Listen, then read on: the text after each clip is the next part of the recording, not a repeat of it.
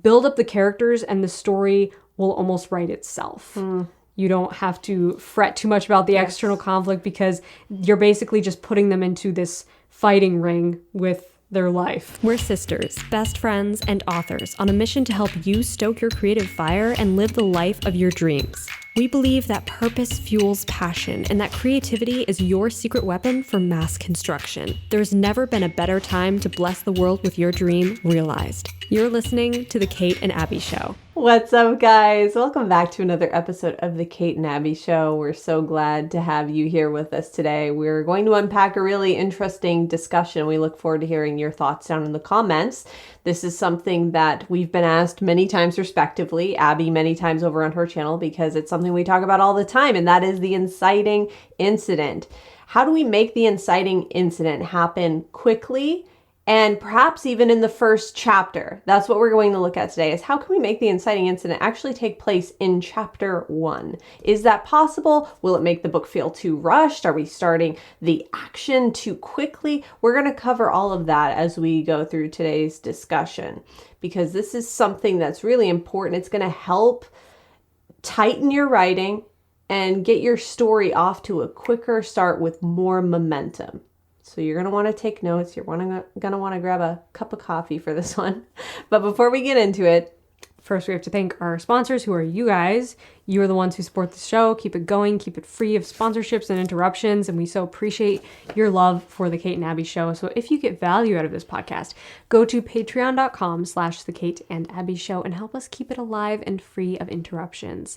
Also, when you become a patron, you are able to join us for monthly live stream hangout sessions with me and Kate, and we will discuss our writing projects, sort of give you behind the scenes look at what we've been working on lately, and get to chat with you guys on a more personal level. So those live streams are always super fun. We hope to see you over there on the Patreon. And if you haven't subscribed already, make sure you're subscribed not only to my channel, but also to Abby's channel, youtube.com/Abby Emmons, because we post the podcast on both channels. So we want to make sure you don't miss a single episode. So make sure you're subscribed. So writing the inciting incident in chapter 1. Sometimes I think for a lot of writers, they feel intimidated by the idea of doing this because they're wondering, is it too quick? Are we rushing to get into the story? Are readers going to feel like this is a rushed experience? And I think one of the main things to focus on is starting with the character's conflict on page 1. Like within the first few paragraphs, probably, we're already starting to see the conflict of this character unfolding. Yeah, and that's really what makes you instantly connect with them and care about them, you know. And I talk about that a lot on my channel, is like the 5-minute rule of hooking your reader with the internal conflict of the character in the first 5 minutes, because that's really the only thing that makes them relatable to everyone, you know, is that they have this desire and this fear clashing, and we see this conflicted place that they're in. Even if we haven't seen what's going to push them outside their comfort zone yet, we see who they are enough to care about them. We don't even necessarily have to like them, but we have to care about them. Right. You know, we have to have some understanding of what it is they're struggling with on an internal level. So like in my book, The Blood Race, from my series, the first book of my series, I have the inciting incident happen in chapter 1. I'm a big fan of the inciting incident happening in chapter 1. So almost every single one of my books has the inciting incident. By the end of chapter 1, we're usually ending on a cliffhanger of the inciting incident just happens. When the blood race starts out, we start out with Ian Jacobs, who's struggling with these supernatural powers that he doesn't know how to control, that causes machinery to accelerate, and he has powers of a slider. So we're seeing his struggle with that. We're introduced to the antagonistic force, the villain of the story, very quickly, because he's having a car chase with this character, and it ends with finally he gets home, he hits the neighbor's car, who is going to completely change his life because the character next door is someone who knows about his powers, someone who knows about his backstory, someone who's going to enter his life and completely pivot his entire life's trajectory. So we start with the character, we start with their conflict very, very quickly, and by the end of chapter 1, boom, car accident scene, and we're ending with the cliffhanger of the inciting incident. And that's what sets the whole book off. And the first chapter of this book is actually not very long. It's a pretty brief first chapter. And so it kind of gives you an idea of just how quickly you can dive into the character's conflict, who they are, what they're dealing with. Boom, we're throwing them outside their comfort zone somehow. Yeah. It's so important. And I love the inciting incident in The Blood Race. And I love how that book opens very explosively because it hooks you right away and it makes you care about the character enough to see like, okay, he's struggling with something, but he's also a little bit of an unreliable narrator in some ways because he is dealing with some mysterious stuff in his past that he doesn't talk about.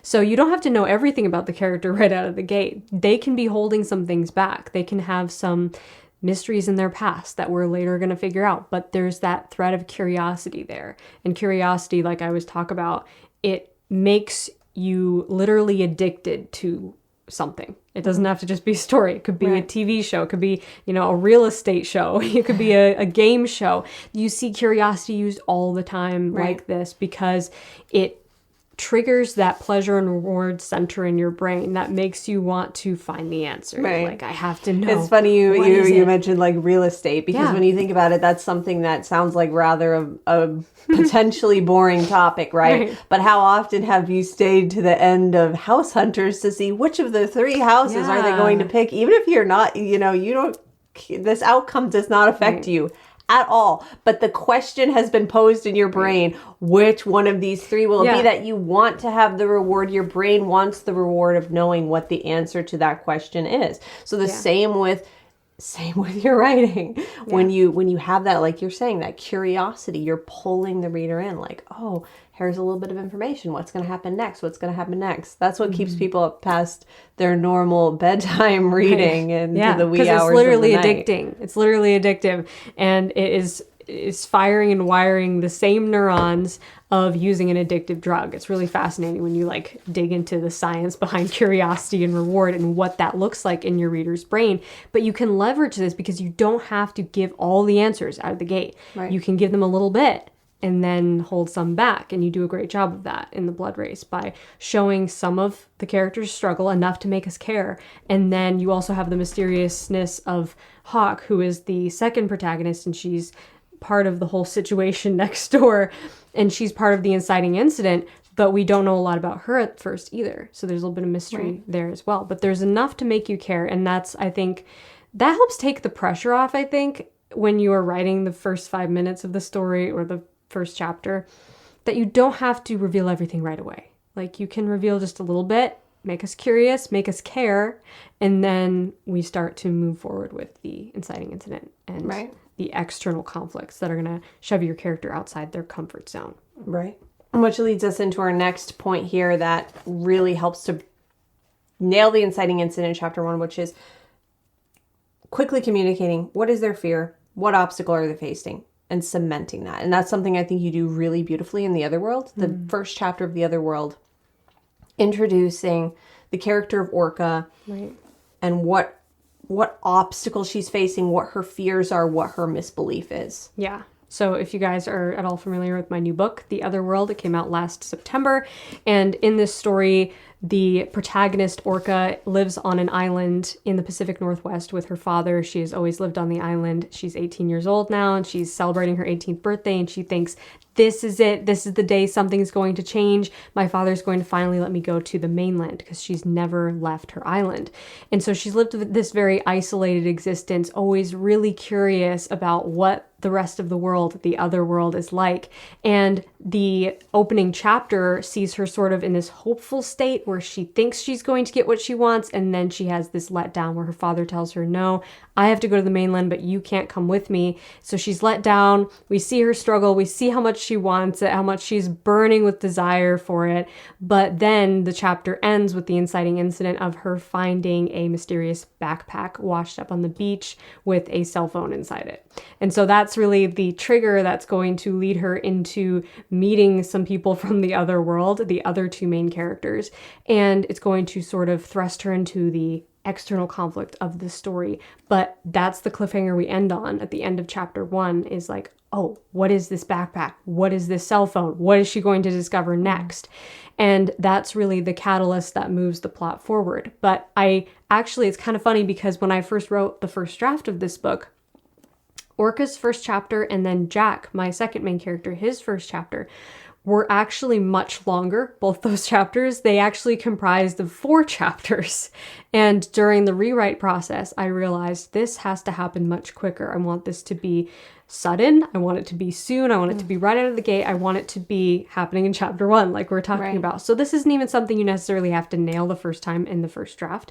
But looking at your book in the revision stage or the editing stage, you can ask yourself, okay, could I take maybe the first 2 or 3 chapters and like condense it into 1 chapter to make it a really explosive, grab you and pull you in, instead of like taking a while to get to something good happening. Right. Exactly. And when you think about any book you've read or TV show you've watched or even a film, that has the action starts really fast. We're right away drawn into, here's the main character, here's what's happening.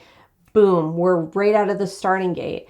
Rarely do you think to yourself, at least I haven't, oh, I wish there was just a little bit of like, fluff happening for several minutes first. Like, I wish it was a little slower paced. Usually we're quite happy that, okay, I got it. Here's the conflict. Here's the stakes. Here we go. We're off to the races now, rather than feeling like, when's something going to happen? When is something going to happen?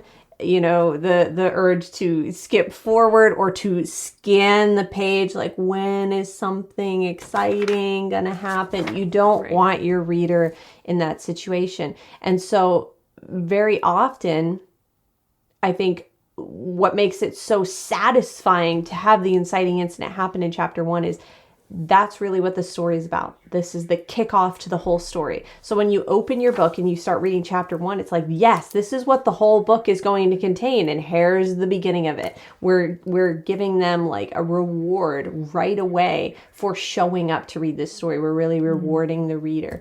And of course, the inciting incident doesn't have to take place in chapter 1. It is not necessary for it to happen. But if you are looking to include your inciting incident in chapter 1, we're here to tell you that it's totally doable. And it can really help to tighten your writing. It can help to propel your story forward in a much more efficient way. Right. And captivate your reader on page 1. Yeah. Because like you were saying, you don't want to begin the story too soon. That's like what a lot of writers make the mistake of doing, is beginning too soon, way before anything happens. And just as like an establisher, like we have to set up everything here, and setting the stage is fine, but doing it quickly in a way that like the stage is already set. So actually you could think of it like literally like a stage. If you go to see a play and you're sitting in the theater, you're not watching them set up the stage. The stage is already set when the curtain goes up and they start acting. They're not moving props out as you're sitting there waiting for something to happen. And that sometimes is how a book feels if it starts too soon. It's like you're sitting here watching the stage manager direct everybody and put out the props, and you're like, when is something going to happen? You want to begin with the action. You want to begin with something happening. And a lot of times you have like one or the other. You have a writer who may think that like the plot is the only thing that's supporting this story, so they don't really look too deeply into the characters' conflicts. They're just like, oh, something exciting has to happen. Let's have them, get in this horrible accident, and then they're forced to deal with the fallout of that. Yes, that would be awful. That happened to anybody, but it could happen to anybody. Right. We have to look at why does it personally affect them as a unique character. Exactly. Which is something you've talked about. Actually, you were just talking about it in your video that you did recently about how to identify if you're writing a Mary Sue character. Yeah. Is making your character unique, making their circumstances unique, making them relatable, and not just like any other. It could be any other character in the cast. It wouldn't really matter because they would all react the same way. Right. And so you can kind of use a combination of these things. Is like, yes, you can use external conflict to throw something really bad at your character and then force them to deal with the fallout of that. But how does it specifically matter to that character based on who they are? Right. And that was something that I explored in my other book, 100 Days of Sunlight. Begins with my main character, Tessa, waking up from this traumatic dream she's having from an accident that she was actually in that rendered her blind. And so it's very much like right out of the gate, there's some action happening. You have this very visceral dream where she's in this car accident. So you're seeing the car accident, you're seeing the fallout of it, and then she wakes up and she's blind, and she's sort of explaining how she's dealing with this in the aftermath of what happened to her. But it's not just, you know, this is bad because it could happen to anybody and it would be a terrible thing. It's uniquely bad for her because she's a writer, she's a blogger, she's very independent and likes to feel like she's in control of her life and everything is just so. And so because of this is sort of forced her outside her comfort zone. And it's kind of interesting because another inciting incident does happen in that book, but the main external conflict already happened off the screen. And she's now dealing with the fallout of it. But we see how it's uniquely challenging for her because she can't write anymore. She can't post on her blog anymore. She can't live the life that she's used to living. And so it's this uniquely difficult experience for this character and who she is and what she believes about herself. And then, of course, we have the inciting incident of, you know, Weston coming into the picture to help her out with her blogging and writing. But that is, again, that's at the end of chapter 1. And it happens then because I wanted to bring the action right into the story. Like I wanted the story to just like start flowing from there. Like I didn't want to backtrack. I could have done that. I considered doing that, like backtrack to the day of the accident and then see all the days leading up to this moment where her grandparents decide to take some action to help her to get someone to transcribe her poetry for her. But I thought, you know, I want this to all happen in the same day. So I'm going to use a dream sequence to show us what already happened and then get right into where she is now, what she's dealing with in the fallout. Right. So that's another way that you can sort of, if you feel like you need some more time to set the stage, you can use different storytelling methods to show us what happened in the past without actually having to go back to the past and live through all that timeline. Right. Yeah. And right, exactly. So you can utilize flashbacks. You can do something to expedite that process. There's a lot of little tools like that, like flashbacks or having, you know, maybe past events. You can have just characters talking about that. An example that springs to mind is we were just discussing the opening of the series Downton Abbey, the first episode, how it begins right away with the inciting incident in the first minute. It's actually so brilliantly done. We were discussing it, and we might do a whole, maybe like a story mining episode on this alone if you guys are interested in that. But it opens with, okay, we have this, you know, this accident with the Titanic sinking and the heir to the estate was on the Titanic. So now the heir is dead. Who is going to be the new heir of the estate? And so that, boom, right there, that's the inciting incident that's going to set this entire 6-season series into motion. And it happens like within the first few scenes of the entire show. And we don't ever meet that heir. We don't ever really see any flashbacks with him. We don't really hear too much of his backstory, but we hear the other characters talking about, oh, this was a situation. He was this really great guy, whatever. He was engaged to one of the girls living in the house. We hear all of that just through a few pieces of dialogue, enough to ascertain, okay, here was the situation. Now here we are now, without having to, let's rewind. How will we know what those relationships were like? So there's a lot of different methods you can use to expedite the sharing of that information with your reader so that you can, boom, continue right into the inciting incident in chapter 1.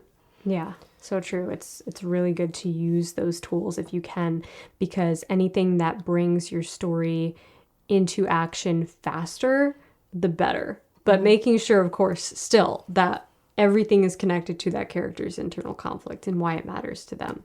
Right. So we've talked about starting with the character's conflict on page 1, making sure it's clear what their fear is and what obstacles they're facing. And then finally, figuring out and making it clear what is going to push them outside of their comfort zone and why, because that's really what the inciting incident does. It's like, okay, here's our established character with their fears, with their conflict in hand, and now we are pushing them forward into something that is going to make them confront something that's going to make them face their fear, something that's going to push them outside of their comfort zone. So what would you speak to in terms of figuring out what that is?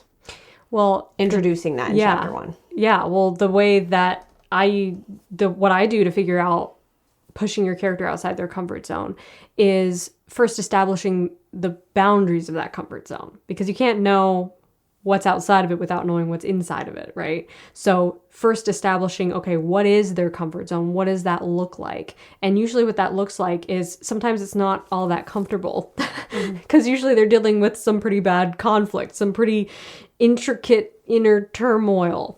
And so figuring out, okay, what is this inner turmoil? What are the beliefs that keep them rooted here and stuck in this comfort zone? And how is it that something they want, that they believe will give them true happiness, exists beyond the boundaries? So that's really what's going to get them outside of it. Right. But usually there's an external force that is propelling them towards that edge of that boundary. So we have this approach to the edge of the boundary, and then at the threshold of this boundary, we have what I like to call an impossible choice, which is basically I can stay inside my comfort zone and continue living my life the way I have been and continue to not get the thing I want, or I can face my fears and step outside this boundary and possibly take some risks, but ultimately it's in the pursuit of getting the thing that I think will make me happy. So setting the stakes is really important to make that decision feel crucial, to feel like this carries some weight. There has to be personal stakes involved, right? Your character, your protagonist has to have a personal stake in what's happening and what's going to happen. It can't just be that they are forced into doing this or that the plot needs them to do it. Those aren't really strong enough reasons, because at some point during the process of the plot, if that's all you're going on, the plot needs them to do it. They just need to do it. They're the chosen one. They're forced to. They have no choice. Well, then at some point you're going to realize I have no internal conflict to fall back on. Right. Like once you reach maybe the midpoint or the climax, it's like, well, why is this character even doing this? This is so uncomfortable and dangerous and risky. Like, what's the point? And so if you reach that point, then it's like, okay, wait a minute. We have to backtrack and we have to add more internal conflict then, because the character has to do this because they have a personal driving motivation. Right. Like their idea of happiness is at the finish line and they have a personal reason for wanting it. Right. And you can kind of fall back even on your own life experience. A lot of times you can ask yourself, think about a time when maybe you were forced to do something you don't want to do for, maybe just to make someone else happy. What were your feelings about that? Vaguely annoyed. There's not a lot of layers to that, right? Then think about a time when maybe you did something against your better judgment for someone you really cared about and you didn't know what the outcome would be and the stakes were higher for you. Like, even if it was a small thing. And you can think about how there was like so many racing thoughts in your mind, so many layers of conflict happening inside of you. Oh, I don't really want to do this, but this person really wants me to, and I really care about them, but what will this person think? You can probably think of maybe some instances in your own life like that. Way more conflict rather than just feeling like, I wish I wasn't doing this. Yeah. We have a reason. We actually have a personal reason why we want to, but we don't want to. That push-pull is exactly what we want to cultivate in the character, like Abby's saying, to fall back on that.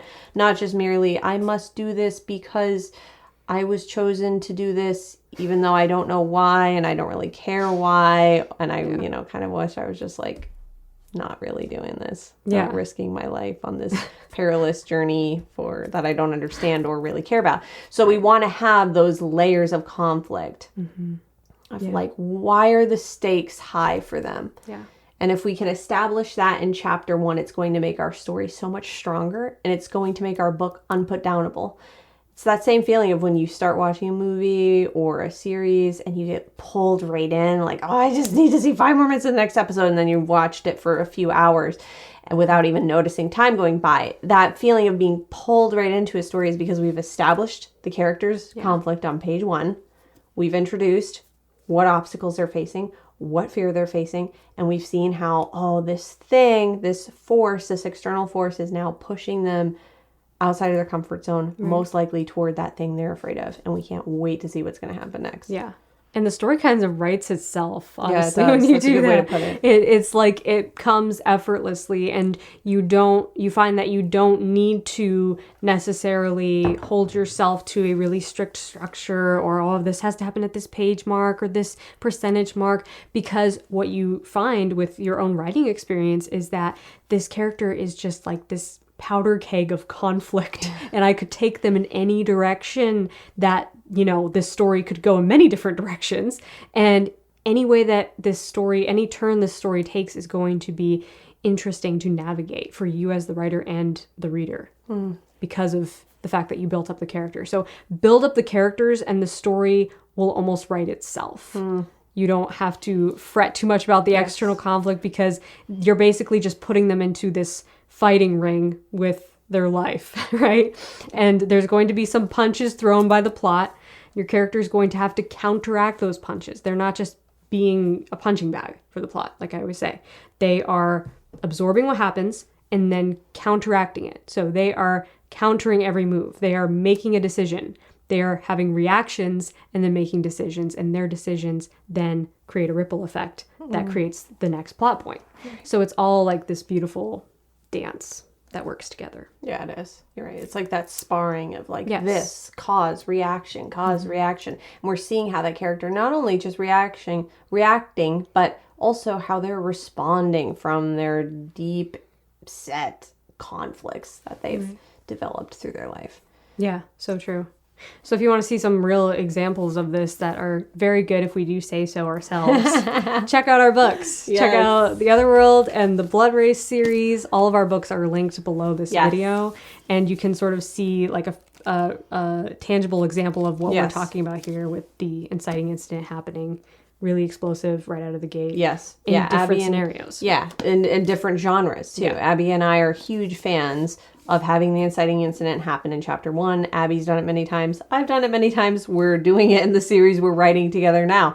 So definitely check these out. Plus, it goes a long way to support us as authors. We always are so thrilled to be able to share our own writing with you guys, because that's what we're passionate about, sharing with you, is how to make your story as good as it possibly can be. And these are the stories we're passionate about. So check them out with the links below. Yes. You'll find them down in the description.